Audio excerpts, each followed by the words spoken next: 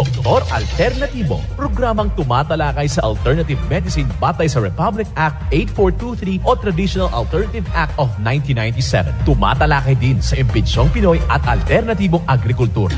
Doktor Alternatibo, the expert in alternative medicine, kasama ang award-winning inventor Doc Ed Dilibo, a doctor of ministry and alternative medicine at DOST scholar. His formula was awarded and recognized by the Department of Science and Technology, Technology Application and Promotion Institute. Nanalo ng second and third prize as most outstanding creative research and utility modem, as anti-hypertensive, anti-diabetic herbal composition, and food supplements that promotes good health during Mindanao Invention Contest and Expo 2009, and finalist during National Invention Contest and Expo 2009.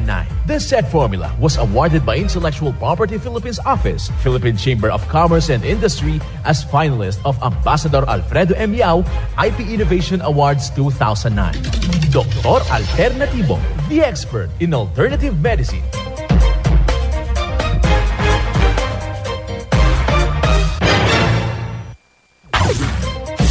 Dr. Alternatibo with award-winning formula ay nagpapatuloy sa advokasya ng alternative medicine and natural healing. Now with Doc Alternatibo, Chief Operations Officer, Mr. Edgar Dilibo Jr., Inventor at Chairman ng Product Information, Education and Communication Committee ng Inventors Association. At sa panguna na rin ng matatag na leadership ng co-founder at inventor, Madam Magdalena Neng Dilibo, Member of the Board of Directors of the Inventors Association. Dr. Alternatibo, the expert in alternative medicine.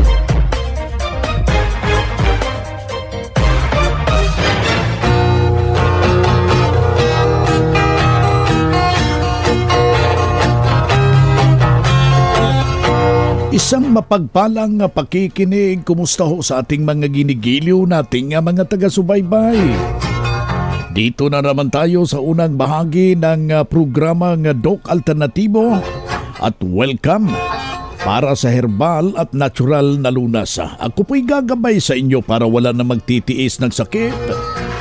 Kung hindi, maaangkin natin ang kagalingan at maiwasan ng magme-maintenance medication na synthetic drugs upang iwas sa malaking posibleng komplikasyon at matuto tayo sa pag-alaga ng kalusugan. Ito'y napatunayan na ni Doc Alternatibo co-founder, co-inventor Madam Ning Dilibo at sa pangalan ng ating founder, Doc Edgar Dilibo, na siyang ating sinundan at pinagpapatuloy sa advokasya sa alternatibong panggagamot at kasama ang inyong lingkod. Doc Vince Lamag, ang inyong holistic coach o Doctor of Ministry and Natural Healing. Simulan po natin ang buhay sa pamagitan ng salita ng Diyos. Ngayong oras ang banal na mensahe, ito'y mababasa sa balasahin Galacia, talata 6, versikulo 4 hanggang 5. Dapat suriin sa bawat isa ang ginagawa niya, at kung mabuti ang ginagawa niya, magagalak siya. Pero huwag niyong ikukumpara ang sarili niya sa iba dahil may pananagutan ang bawat isa sa kanyang ginagawa. Ito ang banal na mensahe, mababasa sa Galacia, talata 6, versikulo 4 hanggang 5. At marapat na isabuhay natin mga kapanalig sa bawat hakbang ng ating buhay sa sanlibutan. Mensahe hatid ng Doc Alternatibo.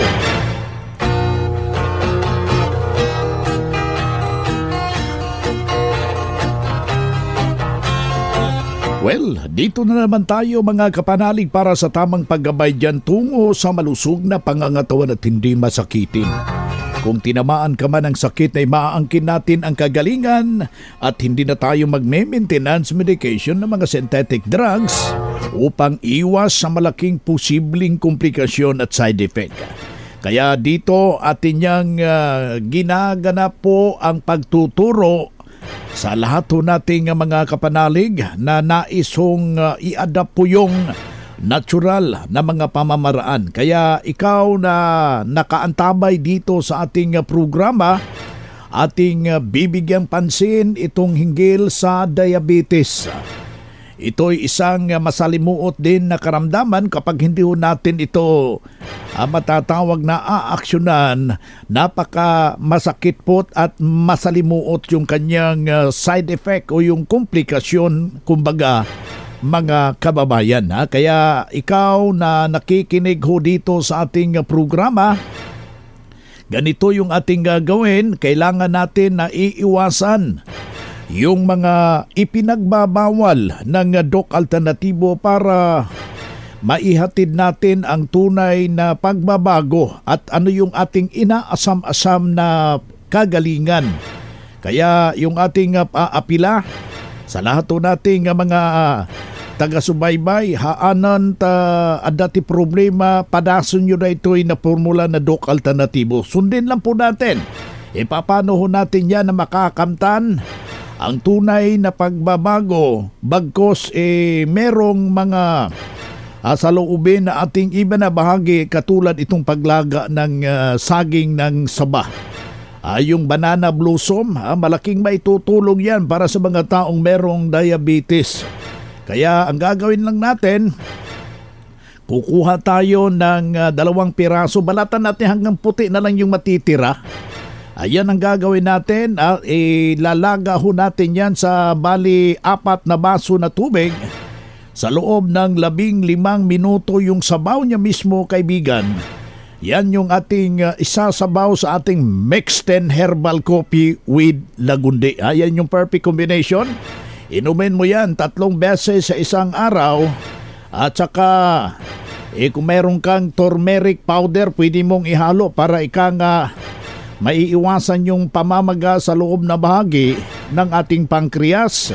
At huwag nating kaligtaan na lalagyan natin ng Doc F Vitamin B Complex para maging matindi yung kanyang tama at hindi tayo gugutumin. Alam mo kasi itong ganitong problema. Kapag binabagabag ka ng diabetes, palaging nagugutom.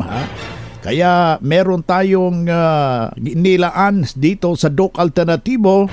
Nandyan yung ating Doc F Vitamin B Complex. Kasama po yung ating Bismilk at yung ating pag-inom ng bali 12 basong tubig na may fulvic minerals kasi merong dehydration ang mangyayari dahil ihi ng ihi yung isang kliyente na may problema sa kanyang pankreas.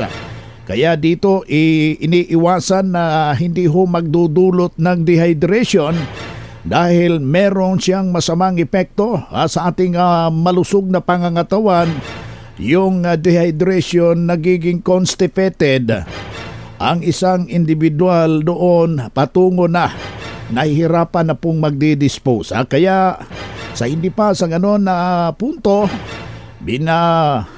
bibigyan ho ng mga lituntunin. Yung sabaw niya mismo, di ba naluto na? Yung puso ng saging, yun ang gagawin nating panggulay. Sasalad mo yan, more on salad. Yung may mga problema itong diabetes, lagyan mo ng presko na gata. Tapos lalagyan mo ng kamates. Napakataas yung pulit ng kamates. Gayun na rin, lalagyan mo siya, tadtarin mo ng maliliit yung bawang. Haluan mo siya ng sibuyas Bombay. Napakataas ng chromium yung sibuyas Bombay na malaking maitutulong sa mga taong merong diabetes. Kaya sundin mo yung mga alituntunin na ating ibinabagi dito para mabibigyan ng tumpak na solusyon yang iyong problema, mga kapanalig. Pinatunayan po yan ng isa po nating membro na nakasubok ng formula ng Doc Alternatibo. Ako po si Mayra Linchi Galet, taga-barangay Chitongco, Mondragon, Northern Samar. Dati po, ako po ay may sakit na diabetes. So, ngayon po na magaling na po ako nang dahil po sa mga gamot ng Doc Alternativo. Ano pong mga formula ang sinundan ninyo dito sa Doc Alternativo? Molasses, tsaka yung Mexten, Haplas, at tsaka yung Fulvic Mineral, at iba pa. Nung nagsunod kayo sa cleansing at vitamin C infusion, kumusta naman po yung pangangatawan ninyo ngayon, ma'am?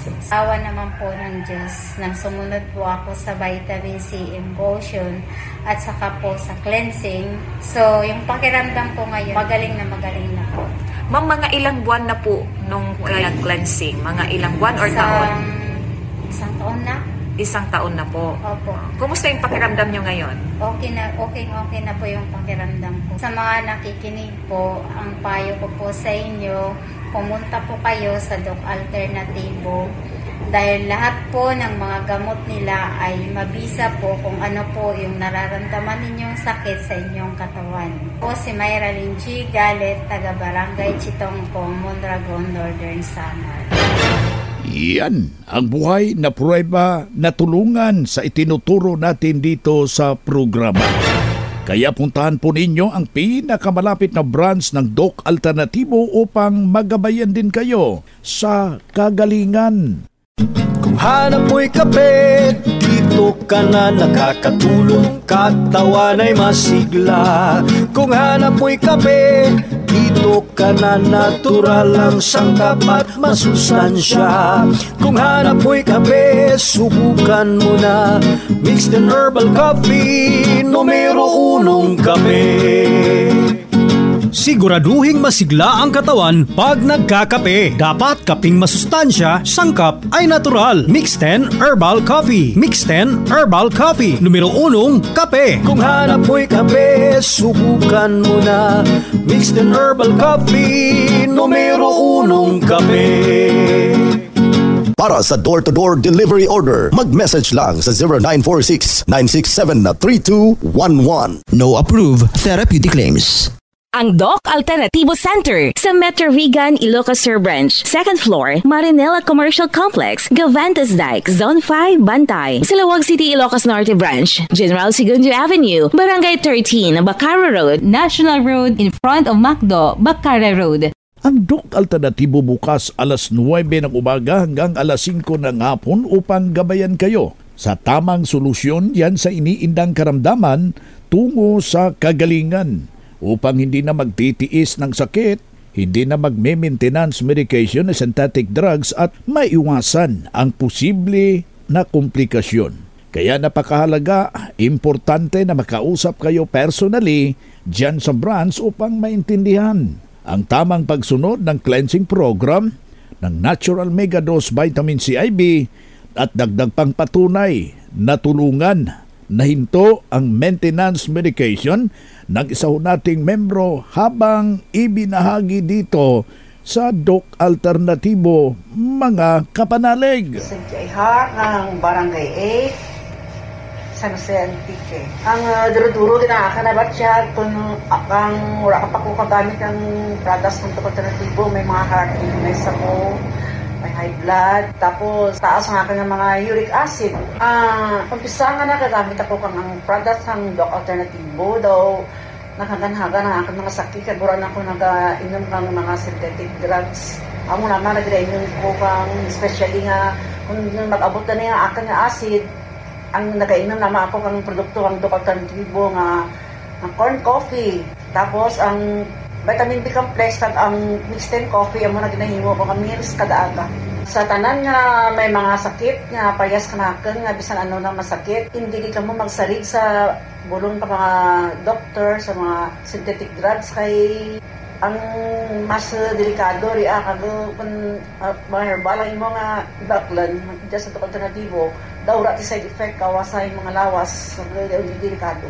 Oh yeah. Ako kabulig sa ato nga lawas. Ako si Cynthia Ihar kang Barangay 8 San Jose Antique, 66 years old. Yan ang buhay na pruweba ng natulungan ng isaw nating membro na taga-Antique habang ibinahagi niya dito sa Doc Alternativo, sinundan ano yung itinuturo natin nang nakarating dito, kinumplito yung formula, ay may malaki pong pagbabago sa kanyang iniindang problema. Nalagaan na malusog yung kanyang pangangatawan dahil sa pagsunod dito sa mga itinuturo natin sa programa. Kaya kaibigan na nakikinig ka ngayon, sundan, pakinggan po natin, puntahan ang pinakamarapit na mga branch upang magabayan kayo sa tamang solusyon sa inyong iniindang problema gamit itong cleansing program, ang Megadose Vitamin CIB. Daluhan natin kung merong mga naka-schedule na mga herbal and holistic seminar upang maintindihan, mapapakinggan ang mga alternatibong panggagamot. Dalhin na po natin kung meron tayong mga medical record or any laboratory result sa pagdalo ng seminar para priority kayo sa gaganaping one-on-one check-up and counseling pagkatapos ng seminar. Libre na po ito, kaya wag na pong magpaatubili. Magpasyal sa ating mga nalalapit na mga branches ng Doc Alternativo sa buong Pilipinas. Summer na naman mga ka-alternatibo. Mainit ang panahon, kaya ingat sa mga sakit na dulot ng init.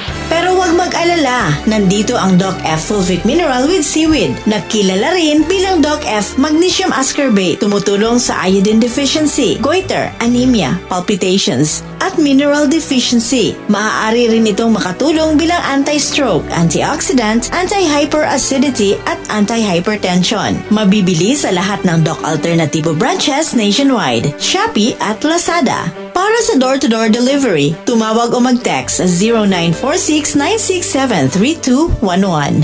Doc F Fulvic Mineral with Seaweed. Natural, epektibo, subok na!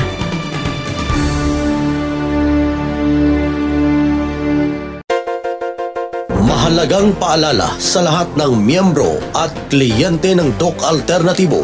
Dahil sa patuloy na pagtaas ng presyo ng raw materials at halaga ng produksyon, nagkaroon ng kaunting pagtaas sa presyo ng ating mga produkto. Ngunit huwag mag-alala, tinitiyak namin na ang kalidad at bisa ng ating produkto ay nananatiling mataas dahil ang inyong kalusugan ang aming prioridad.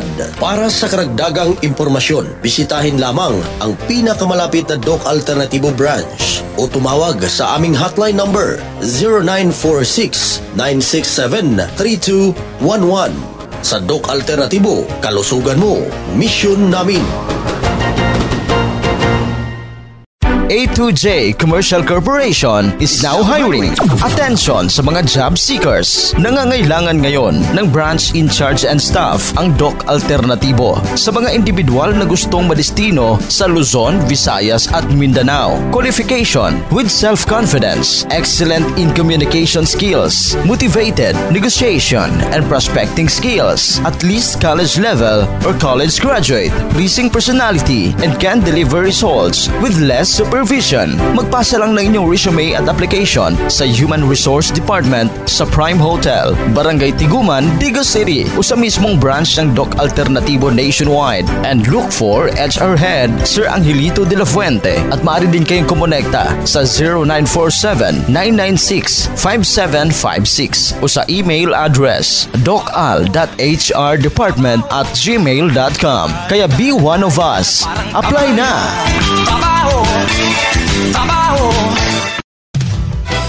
Mga ka-alternatibo, meron ba kayong mga katanungan ukol sa kalusugan na nais ninyong iparating sa amin? I-text lamang po ang inyong mga katanungan sa ating hotline 0946-967-3211 at ating sasagutin dito sa Itanong Mo sa Doc Alternativo. Well, dito tayo sa Itanong Mo kay Doc Alternativo. Yung ating appeal sa lahat nating mga kapanalig na merong ipinadalang katanungan, paki-text lang po yung cellphone number natin. Direkta ho yan sa ating numero sa 0946-967-3211. Pakilagay lang po yung pangalan, yung kumplitong address para personal ko kayong maire-refer saan banda na lugar kung merong Doc Alternativo, mga kapanalig. Dito tayo sa pagpapaliwanag sa inyo sa alternatibong panggagamot para sa herbal at natural na lunas. Mga paraan ito sa pagsagot sa inyong ipinadalang health concern. Narito ang gabay na siyang ating sinundan at pinagpapatuloy na advokasya sa bawat branch ng Doc Alternatibo sa buong Pilipinas. Mula sa ating Doctor of Ministry and Natural Healing, ating makapiling sa mga oras na ito. Magandang araw, isa po akong sales lady. Marami akong varicose veins. Ano po ang dahilan nito at paano ho matulungan sa nasabing problema? Salamat po.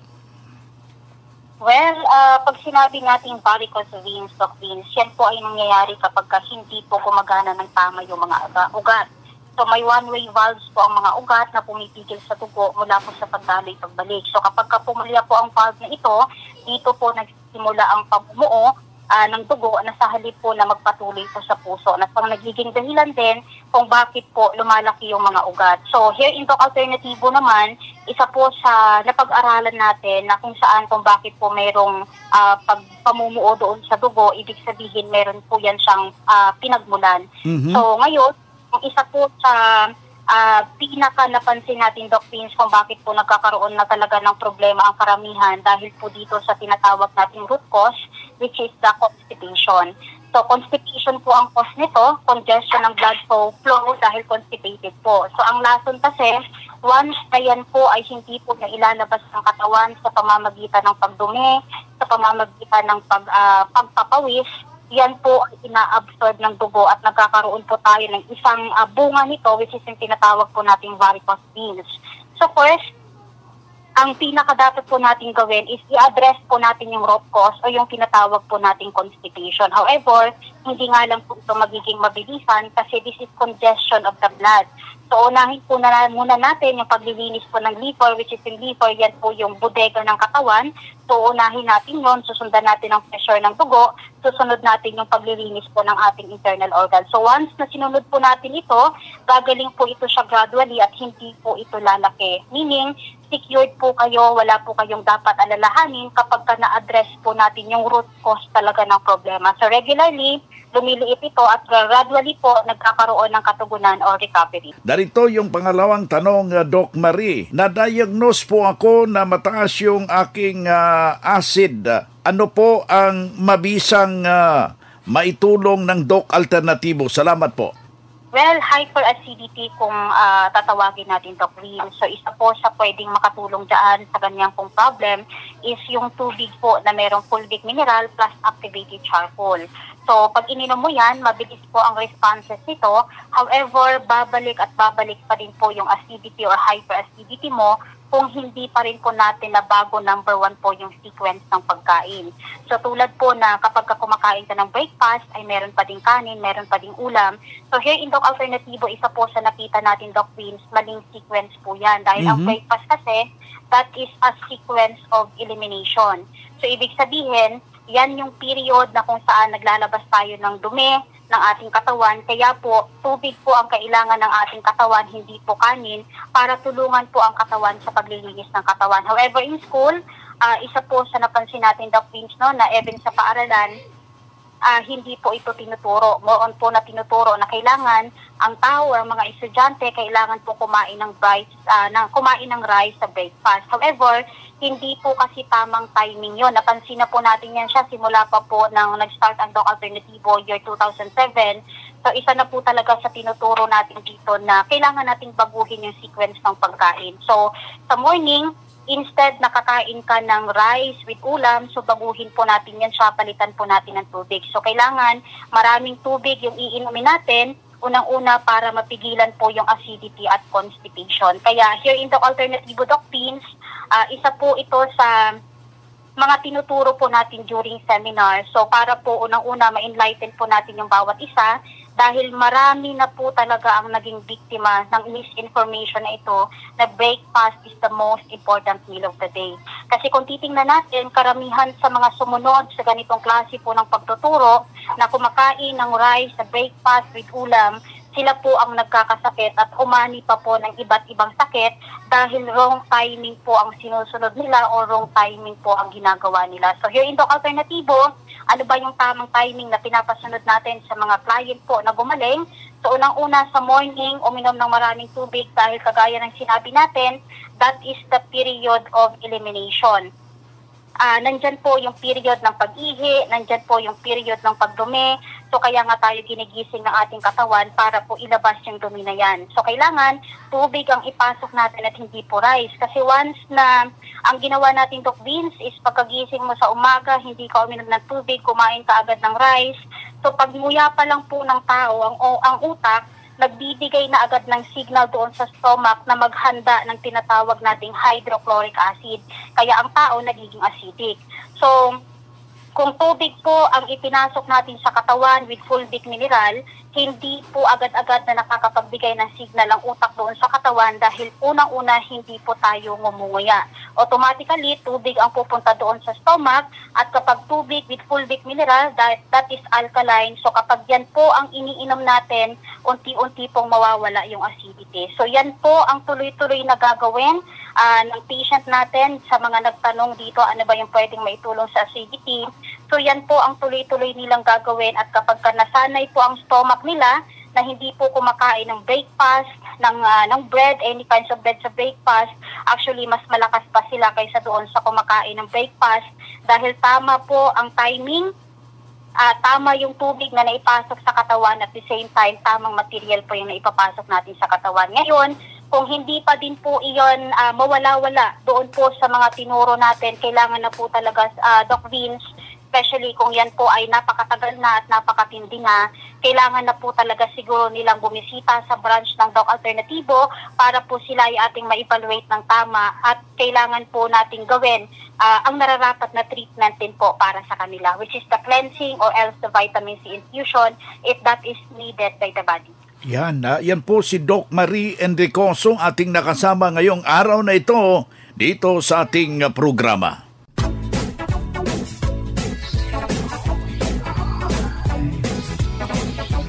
Hoy na mga kaibigan, mga ka-Doc Alternatibo, dahil limitado ang oras dito sa programa sa radyo, may dahilan na may limitasyon din ang paggabay sa inyo para sa herbal at natural na solusyon sa karamdaman.